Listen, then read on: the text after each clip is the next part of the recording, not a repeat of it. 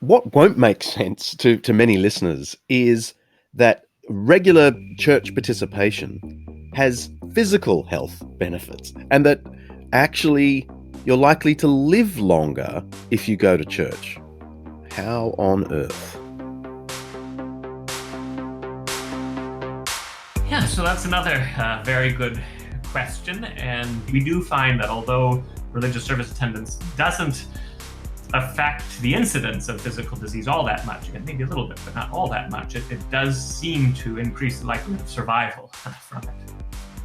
Hey, I'm John Dixon, and we're back next week with Season 3 of Undeceptions. We're chasing down facts and exploring the best arguments to explode some of the myths about history, science, psychology, and the good life, and how it all relates to the Christian faith. And there's no dodging the tricky stuff. In fact, the reason why I am a climate scientist is because I'm a Christian, not in spite of it. Even though most objections to climate change are couched in sciencey sounding terms, if you have a conversation with anyone about it that's longer than 1 minute long, the conversation will, 9 times out of 10, take an abrupt right turn into, I don't want to fill in the blank. I don't want a carbon tax. I don't want to destroy the economy. I don't want the government telling me what to do. 99.9% of our objections to climate change have nothing to do with the science. Whether you believe every jot and tittle or doubt the whole thing, join us for Season 3, where I talk to world experts on climate change, public health, why belief in God is natural, how music points to the divine, mistakes in the Bible, and the end of the world.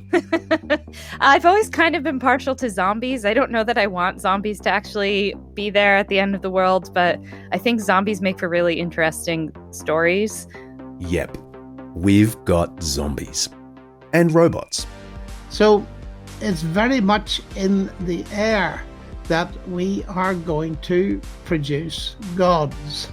AI challenges theology because it's saying, look, we know what human beings are, you don't. There is no God dimension. And if we construct in the end something that functions exactly as a human being, that will exclude God.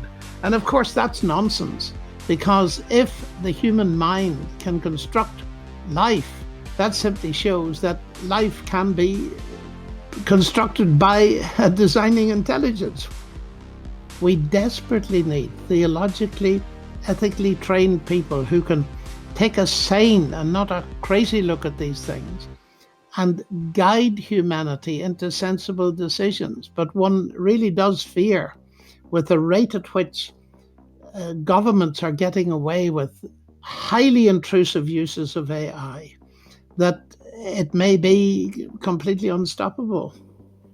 But don't worry, we're not just examining all the ways we could destroy ourselves. We're looking at the data that tells us exactly how we can put ourselves back together, body and soul. I have tried to empirically study forgiveness, the consequences of forgiveness, the consequences of lack of forgiveness, and how to promote forgiveness. And the evidence has increased over the years that forgiveness certainly contributes to mental health. It lowers depression, it lowers anxiety, it promotes hope. Every culture will have something like what we would call music today, yes, definitely. Because it's a unique form of communication, a unique form of human communion, I think is the word I would use, that it can do things and make things possible between human beings that nothing else can. I think I might have almost shed a tear recording that one. Almost. Join us for Season 3 of Undeceptions. Episode 1 drops next week, Monday, October 19, Sunday the 18th, if you're in the US. Subscribe now by heading to undeceptions.com. See ya real soon. Brought to you by the Eternity Podcast Network.